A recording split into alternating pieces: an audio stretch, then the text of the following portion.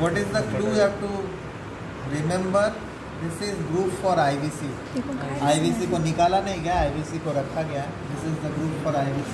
I've already told you this is the main thing which keeps liver in its anatomical position. So the trick is that you should not tell to the examiner, but trick is that you should be able to see your shoes through group for IVC. You should be able to, provided you don't have a huge tummy. Okay. You should be able to see your shoes through your. तो इसको बोलना कैसे, anatomical language में कैसे बोलना? The group for IVC is on posterior surface and situated vertically. Now if you don't keep it vertically, ऐसा रखे तो भी शूज नहीं देख पाएंगे, ऐसा रखे तो भी शूज नहीं देख पाएंगे, ऐसा रखे तो भी शूज नहीं देख पाएंगे. तो at any angle you cannot see your shoes. Only you can see your shoes when it is kept vertically. And then if you hold it anteriorly, then also you cannot see your shoes through this group for IVC. Then the examiner can show. So that is the trick, but you should not tell that. You should tell that the group for IVC is on posterior surface and situated vertically. So that is the first thing for any viscera. Otherwise, examiner will not ask you anything. Okay.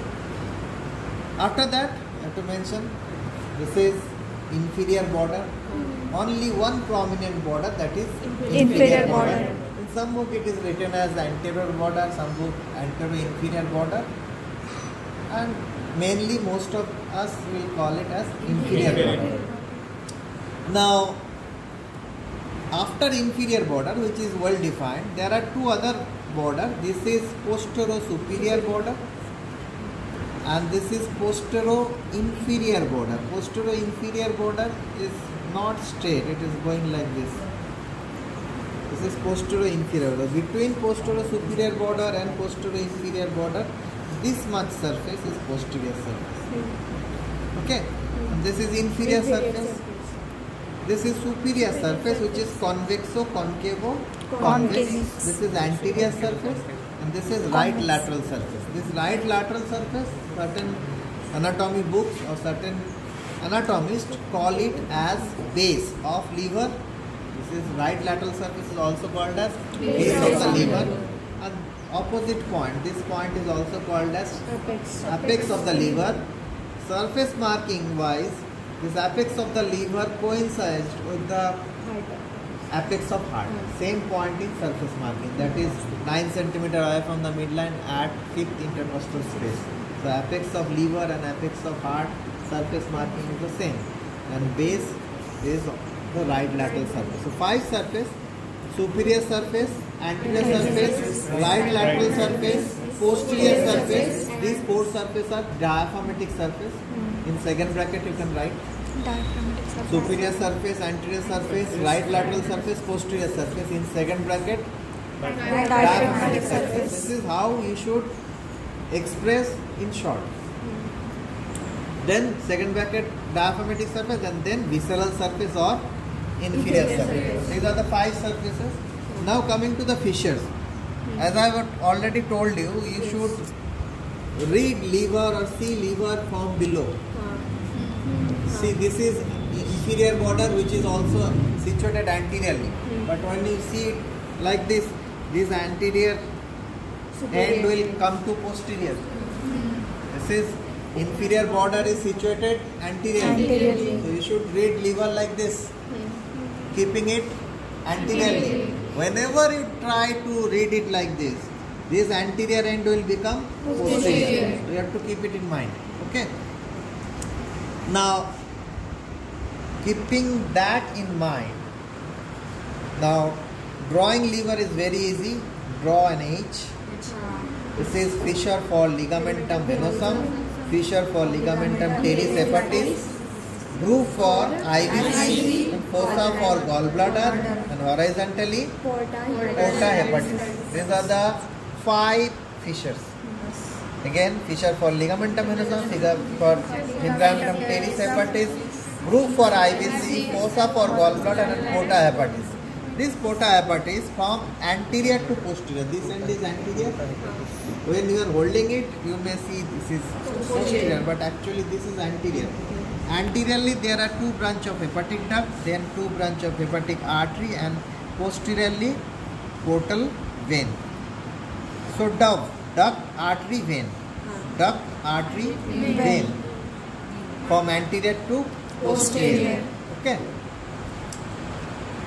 So this is 5 fissure. After 5 fissure, we will see 7 bare areas. These 5 fissure all are bare because peritoneum is going straight away. Sir सगट जा रहा है, तो it will not invaginate inside. Here there is IVC. It will go straight away. It will not go beneath the groove for IVC. Here it is gallbladder. It is going straight away. It is not going beneath gallbladder. Then it will hang freely. It will be dangerous. It will be injurious. So it is going from outside. So if I tear out gallbladder, if I tear out inferior vena cava, the inner surface is non-peritoneal. Here you can see this surface is non-peritoneal, which is called as bare. Okay. Similarly, if I tear out ligamentum venosum, if I tear out ligamentum teres hepatis, the inner surface will be bare. Okay. And this is the gateway, port hepatis, port for liver. So numerous structures going in and some hepatic ducts are coming out. So this cannot be covered by peritoneum because some structures are passing through it. So these 5 are by default bare or non-peritoneal. Now coming to the bare area. Here you can see a triangle. Yes. It is not shiny. Here there is a peritoneal fold going upward, that is superior layer of coronary ligament. Here there is inferior layer of coronary ligament. If I tear it, see, this is bare white. And this surface, you may see it is covered, but it is uncovered. You can see this is white. So this is attached to diaphragm, but not attached below with the liver. So this triangle is bare, bounded by, base is formed by groove for IVC. Here there is inferior layer of coronary ligament. You can clearly see beyond this there is non-peritoneal. Up to this there is peritoneal. So inferior layer of coronary ligament, here superior layer of coronary ligament, and at this margin there is right triangular ligament. Apex is formed by right triangular ligament. One arm superior layer of coronary ligament, one arm inferior layer of coronary ligament. This is groove for IVC forming the base of the triangle. So this is the bare area. Among the bare areas, this is the largest. The largest one is always added with the. Okay, the bare area. So 6th one is the bare area. Now coming to the 7th. 7th one is here. Along the attachment of falciform ligament, here there is lesser curvature, here there is greater curvature, and a double fold is created here between lesser curvature and greater curvature. It is attached here with the anterior abdominal wall. Here there is anterior abdominal wall. So it is going to the anterior abdominal wall, then reflecting back. So this is visceral layer and it will be parietal layer. Again this is visceral layer and this will be parietal layer. This is greater sac and this is lesser sac. So here there is a double layer of greater sac and lesser sac. This is falciform ligament.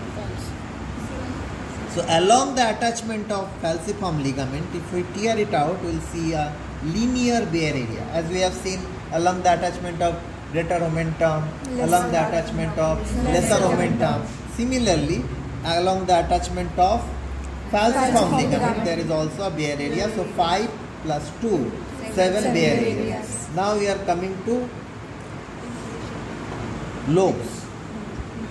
Here there is a right lobe and this is a left lobe. Structural or anatomical right lobe, anatomical left lobe. This is caudate lobe, C-A-U-D-A-T-E, caudate lobe. This is quadrate lobe, Q-U-A-D-R-A-T-E, quadrate lobe. These are 4 present as a rule for each and every one. Now here you can see there is a small fissure. This fissure in some cases it may be complete. When this fissure is complete there is a triangular Riddle's lobe. It is not present in all individual. It is present in only 20% individual Riddle's lobe. If this fissure is complete then it is Riddle's lobe. So these are 5 anatomical lobes. Structural as per the distribution of portal vein, right branch and left branch, which can be here, you can demonstrate from here. The part left to the falciform ligament is physiological left lobe and part right to the falciform ligament is physiological right lobe. Now coming to the surgical lobe. This is cholecysto-vena cava line. Cholecysto is for gallbladder and vena cava. So cholecysto-vena cava line, you can see here there is gallbladder, hepatic duct, hepatic artery, portal vein and inferior vena cava. All are lining together at this line, that is cholecysto-vena cava line. Cholecysto is the adjective of gallbladder, vena cava for inferior vena cava. Cholecysto-vena cava line, but apart from cholecysto, that is gallbladder, and vena cava, that is inferior vena cava, here also presence of bile duct, hepatic artery and portal vein. So these 6 structures of porta hepatis, 7th is gallbladder, 8th is inferior vena cava. Total 8 structure situated along cholecysto-vena cava line. So this is very sensitive line regarding surgery. If you have to do any surgery on right side, you have to go from right. Any surgery left to this, you have to go from left. So this caudate lobe and quadrate lobe, this will belong to surgical lobe, left surgical lobe, but physiologically these are belonging to right lobe and anatomically separate lobe. And Riddle's lobe, surgically it will coming to the right lobe. Okay. So anatomically 5 lobes, surgically 2 lobes and physiologically 2 lobes. One line of demarcation are different. Okay. Now coming to ligaments. Already you have seen this is the toughest ligament, that is ligamentum teres hepatis.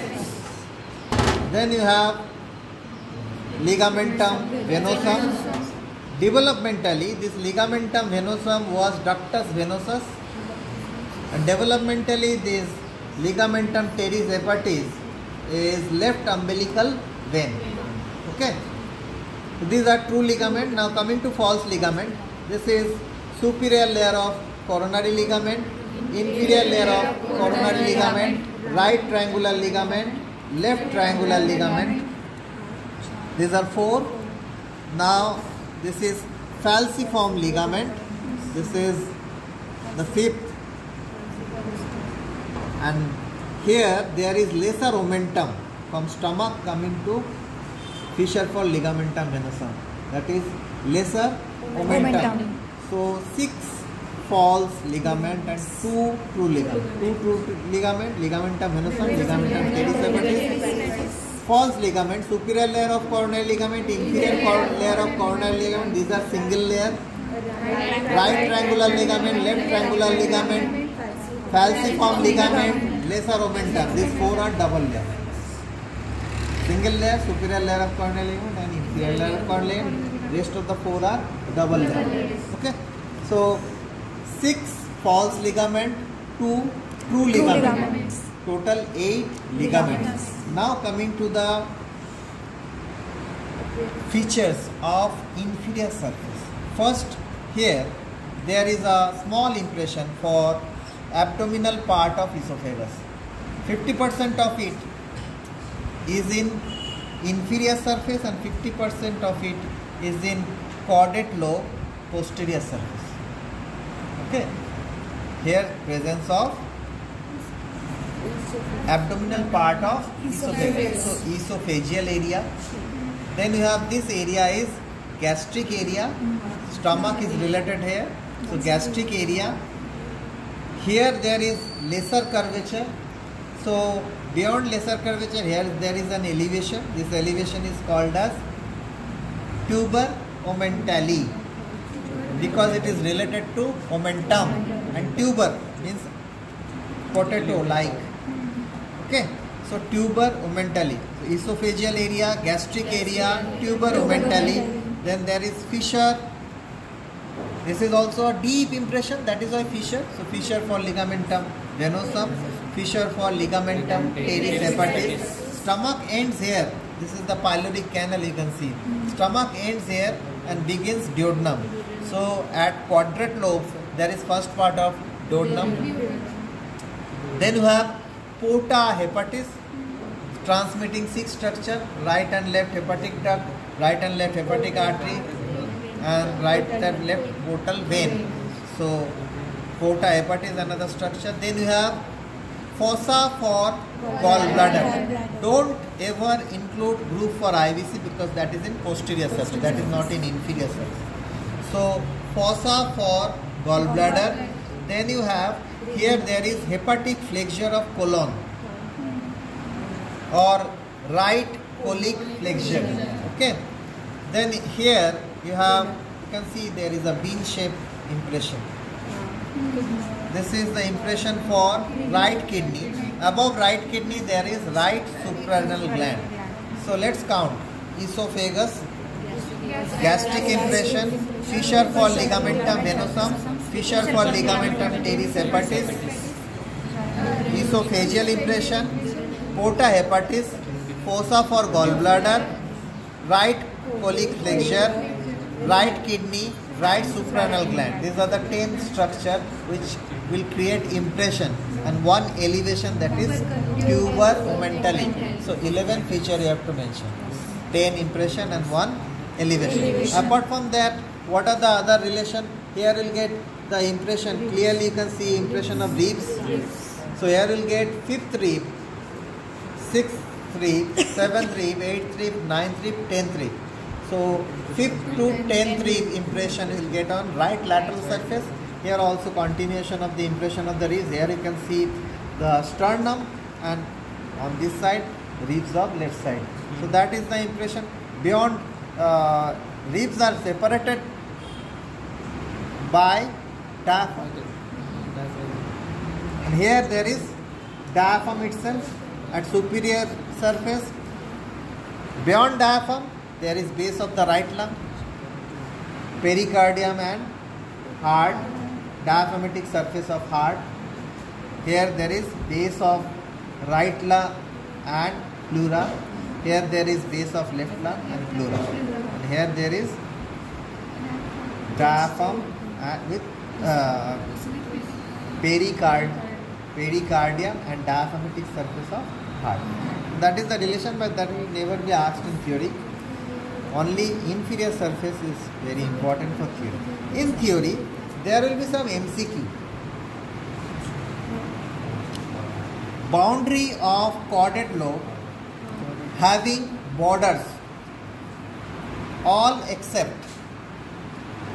So you have to know the boundary. So one boundary is fissure for ligamentum venosum, one boundary is porta hepatis, one boundary is groove for IVC, one boundary is posterior superior border.